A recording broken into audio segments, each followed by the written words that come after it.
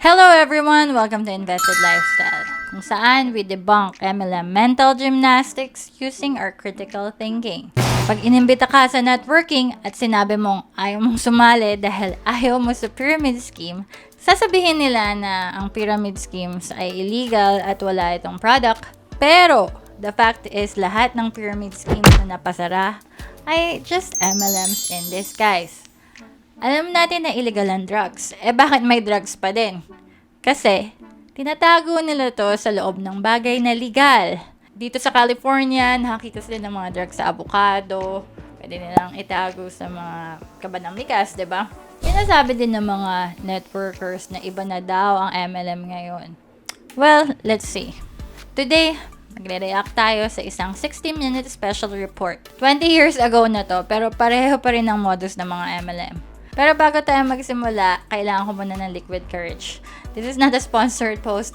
Binili ko lang to sa Costco. Let's see. I think mga $7 yata. Madami na naman tayo matututunan. So let's begin. If you hear a pitch from a relative or a friend who tells you that he's found the chance of a lifetime for you, a chance to make tens of thousands of dollars in your spare time, watch out.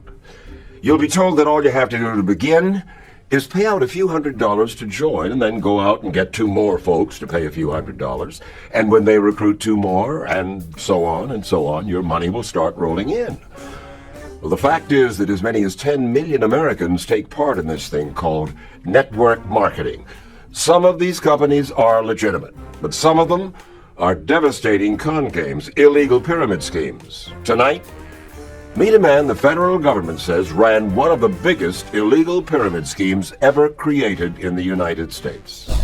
So, same pa din. Recruit to people, to recruit to people, to recruit to people.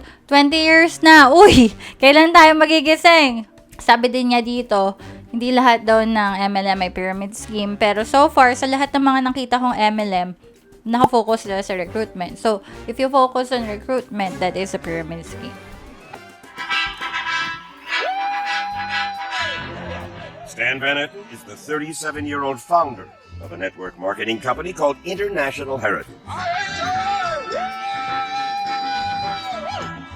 And these are some of the tens of thousands who bought into International Heritage, IHI. The company's national conventions, like this one, videotaped by IHI, were not typical business meetings. Instead, they seemed to be celebrations. And be powerful! Are you with us? Are you with us, come on? Do we have the power? God bless each and every one. God bless all the powerful distributors and leaders across the world. Thank you very much. I love you all. I love you all so much. Woohoo! Power! So, as you can see, parehong-pareho pa din. Kaya wag tayo maniniwala. We have 3,000 new reps that join the company every single week just like you. You're in the right place at the right time with the greatest company that's ever been around. Woo! And for a while, International Heritage really did look like a winner. Benetton launched it back in 1995, and by last summer, he'd convinced nearly 200,000 people across the U.S. and Canada to join IHI as sales representatives. To these excited folks, the IHI pitch was irresistible. They could buy in for about $1,000 each and then do what IHI told them to do in videos like this one. International Heritage has one of the best compensation plans in network marketing, offering you significant income and unlimited earnings potential.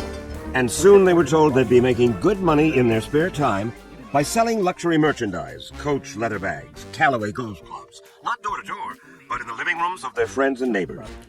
Kaya huwag kayong maniniwala. Lahat ng MLM sinasabi na best compensation plan, best products nila, na wala namang proof. In this presentation, you will learn why this is the best business to start today. So, mga binebenta nila is mga legit na products, diba? Coach bags, golf clubs, mga mamahalin yan. So, ang pagkakaiba lang ngayon, more on sa internet na. Pero it's the same, dahil di naman gumagana yung mga cold messaging. Ang market mo pa din yung mga friends and family mo na may tiwala sa'yo. Beyond that, they could make more money by getting those friends and neighbors to become IHI sales representatives too.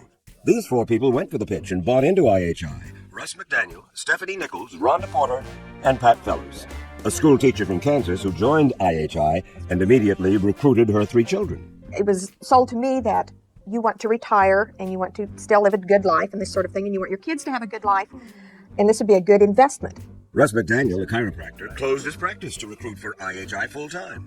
And so I had a lot of patients say they were sad that I was doing that, but I felt like if I could make a 2 or 3 year run at this, it could set my family up possibly for the rest of their lives. My best friend came to me and she said, I don't know about this industry, I don't know what I'm talking about, but she said, I want you to come over to a meeting, and everybody was extremely excited.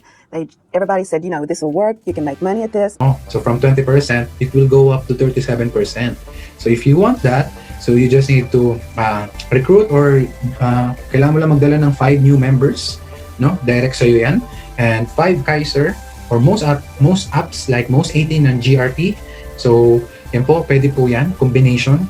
The best strategy for this, of course, is to prioritize your family first or the people closest to you. Yung alam mong susuportahan ka agad, no? Na maniniwala sa iyo. Okay, sila muna yung lapitan mo. So para dito sa iyong marketing director promotion. Okay? So yung iba kasi medyo mahirap daw ang 5-5. Pero kung sa dami ng kakilala natin or close friend natin or family members natin, tita, tito, uncle, di ba? So, most likely, meron kang, may makukuha ka dyan na 5. So, kagaya nga ng sinasabi nila, nirecruit nila yung mga kaibigan nila at mga kapamilya nila. Nakakalungkot talaga kasi nakakasira talaga yung MLM ng mga relasyon. As sales representatives, were you told to go out and sell IHI's products?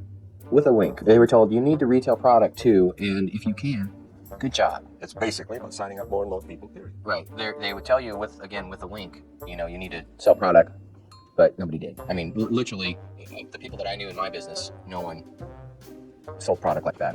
So, gaya nga ng lagi natin sinasabi, if recruitment ang focus, it's a pyramid scheme. So, wink-wink lang, kumbaga, front lang ang pagbebenta ng products. And that's the way Van Etten set up IHI. He never intended for the sales reps to sell those products. Instead, the real money they could make would come from getting other folks to buy into IHI, by convincing them to put in $1,000 too. It says so right here in the company's recruiting material. Sponsor 2 other people. Duplicate. Because this earns you commissions from the money your recruits pay to join IHI. Say that you paid that $1,000 to IHI for the privilege of recruiting as many people as you could into the company as sales reps. For that $1,000, you got not only a percentage of what your recruits paid in, but a percentage of everything their recruits paid in. And if your recruits enlisted enough other recruits, you could make a lot of money. Theoretically. So, importante na maintindihan mo na kailangan mo i-maximize yung duplication na meron yung negosyo. Kasi yan po ang nakakayaman. Yung dadating ka sa time mag-isa ka nag-join pero dadami ka. Yung 100 ka na, 100 sa left, 100 sa right. Diba? Isipin mo na lang ang match. Diba? Automatic po yan yung income mo. So, yan ang keyword na ginagamit pa din sa MLM, lalo na sa IMG. Duplication. Pag nakita nyo yan, tumakbo na kayo. And no one was better at selling that path to a pot of gold than Stan Van Etten himself. We are just beginning our long-term journey to success and your successful retirement from a standard day-to-day job and the shackles of society. Billed as the charismatic whiz kid from Wall Street, a corporate visionary who advertised he had taken part in 77 public offerings and had raised more than $1 billion in investment capital, he lived what he called a life of excellence in this luxurious home in Raleigh, North Carolina. He had a private airplane. He and his wife wore matching gold and diamond Rolex watches. It was this image of success and business savvy that lured so many people into IHI.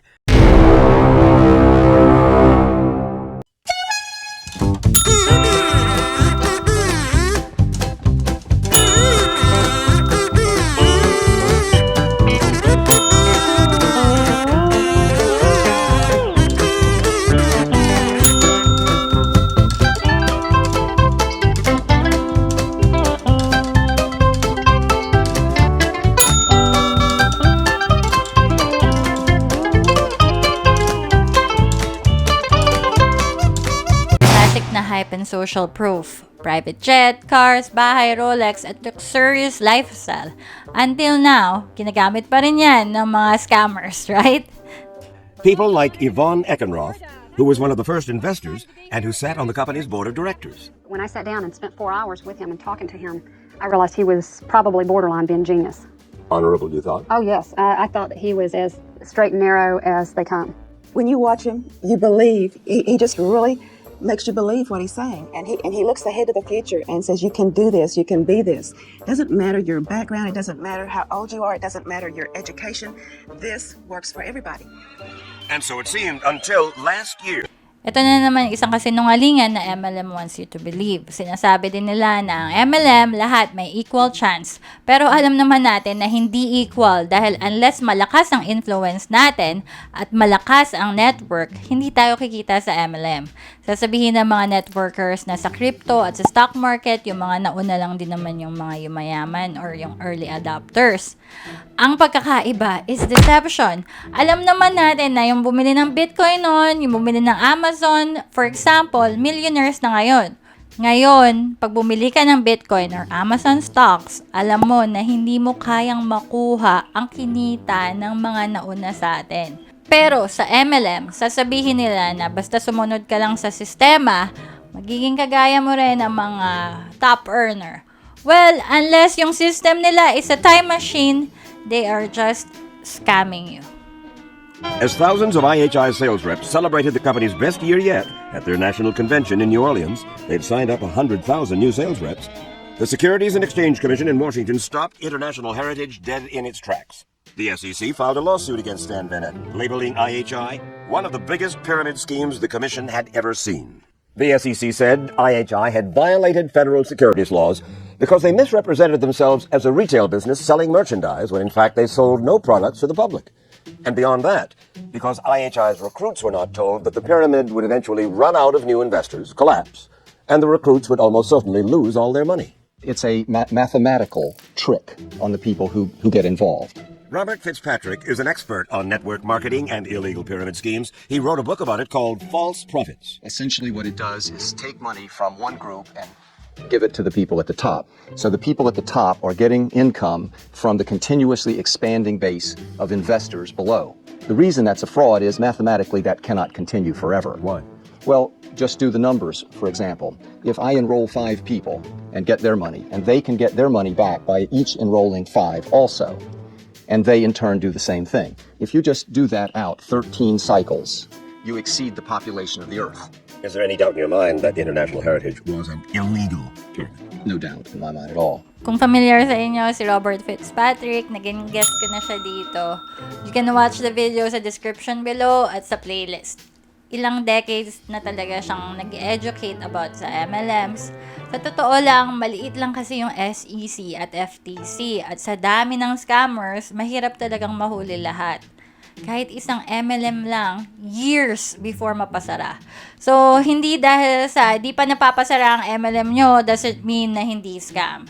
Di pa lang yan naiimbestigahan. Ako nga, gumawa lang ng video, hirap na hirap ako, gumawa pa kaya ng kaso.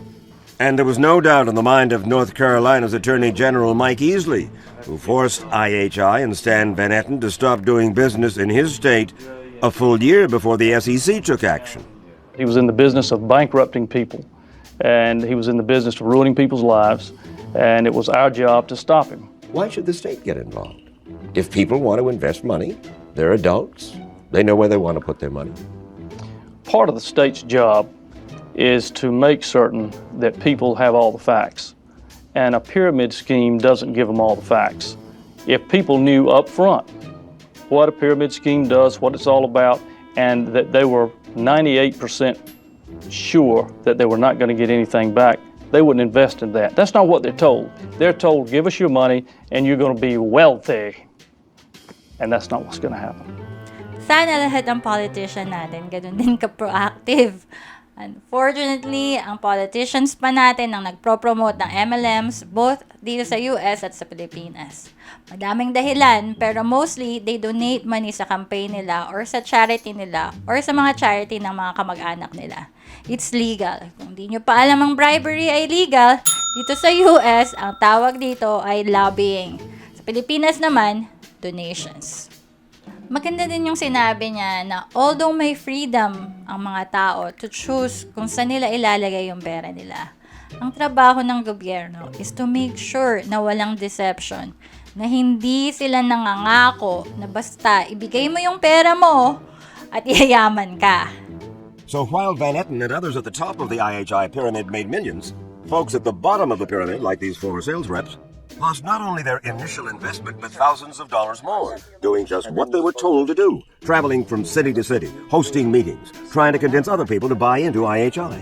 Last year, my 1099 form was only $600. So you can see I didn't do very well in this business, and I can promise you I spent way more than that in supplies and trips and all things that I put into the business. How much do you think you lost? At least $5,000 I put in. Pat Fellers invested $6,000, money she had set aside for her retirement and for her kids' college education. And yet in the back of my mind, my original thought was this is a pyramid scheme.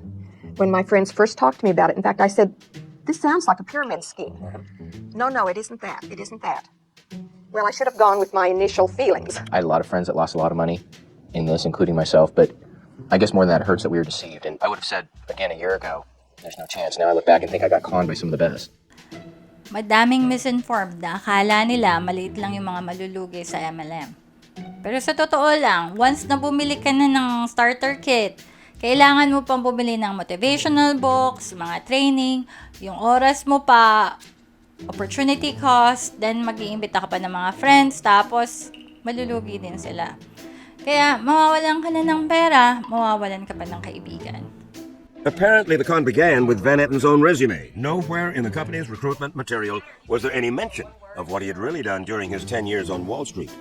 What he did was work as a top salesman for this man, notorious penny stock swindler Robert Brennan at First Jersey Securities, and at two other firms connected to Brennan. Did none of you know that he spent a great deal of his career pushing penny stocks for companies that were eventually shut down for defrauding people? I did not know that. No, we were told he took 77 companies public. He was a whiz kid on Wall Street. Right, raised $1 billion in venture capital. In fact, they called him the Bill Gates of Wall Street. Did the people to whom you sent IHI material like this, did they know about First Jersey Securities? No, they did not. In other words, they were buying blind. You didn't put that in your material. No, I wouldn't say they were buying blind. We didn't try and hide them, but certainly they were not exposed to the masses of people for IHI. Kapal talaga ng mukha ng CEO ng MLM. Bill Gates of Wall Street? Wagas na wagas talaga yung pagsisinungaling. This is what we call gaslighting. Sabi niya, hindi naman niya tinago. Hindi lang niya sinabi. Pero, that's still deception. Stan Van Etten says that regulators came after him because of his checkered past.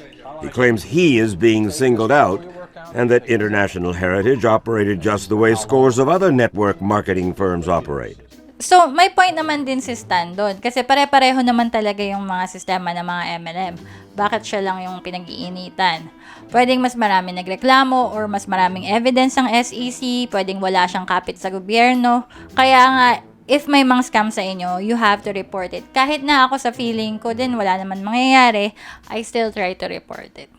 But that's not how former IHI board member Yvonne Eckenroth sees it. She lost everything she put into the company. Because he still maintains it's a legitimate multi-level marketing company and that he did nothing wrong. He believes that. He does. I'm sure he does. People that are pathological liars believe themselves. I don't even know how to respond to that. I guess it really boils down to the company is gone, International Heritage has failed, and with that loss, there's a need to blame. Last fall, Van Etten closed down IHI and filed for bankruptcy. And almost everyone involved in the company lost a lot of money. All told, more than $175 million. Van Etten claims that he too lost money, but court records show that over the 3 years IHI was in business, Van Etten was paid more than $6.5 million. I assumed the most risk. I built the company. I put the most money into it, and I intended to profit from that relationship. Do you have any idea how many homes have been lost because they can't keep up mortgage payments? Sure. Or how many marriages have busted up? It's a sad, sad story. I started out by saying that wears on me daily. It is the death of the company that has caused the pain and the financial loss. It is not Stan Van Etten. Despite all that's happened, Van Etten still maintains he has done nothing illegal. He says that if the SEC hadn't filed a lawsuit against IHI, the company would still be thriving. And believe it or not, there are still folks who lost their money in IHI who have not lost their faith in Stan Van Etten. Stan still has a following today of people that, if Stan said, I'm going to head up another company and we're going to kick it off, he would have a following like you wouldn't believe.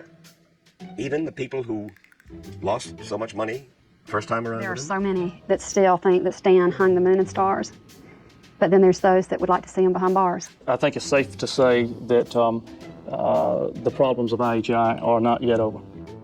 North Carolina's Attorney General Mike Easley may be right about that, because the FBI is currently investigating IHI and Stan Van Etten for possible criminal indictment. Nakakalungkot din talaga na madami yung nawalan ng bahay, pera, relationships, marriages. Siyempre, sinisisi din ng CEO yung SEC at hindi yung sarili niya. Makikita nyo din yung brainwashing na ginawa ng MLM. Hanggang ngayon, loyal pa din sa kanya yung mga members.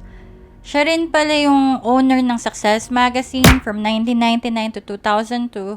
Yung Success Magazine pala is yung magazine ng MLM na yung mga CEO dun nila fini-feature, tapos sinasabi nila, oh, ito, yan. Isa na naman paraan para sa social proof. So, usually ngayon, ang mga MLM, nagbabayad na lang ng fines. Noong 1999, mas mahigpit pa yung SEC, kaya he was sentenced to 10 years in prison.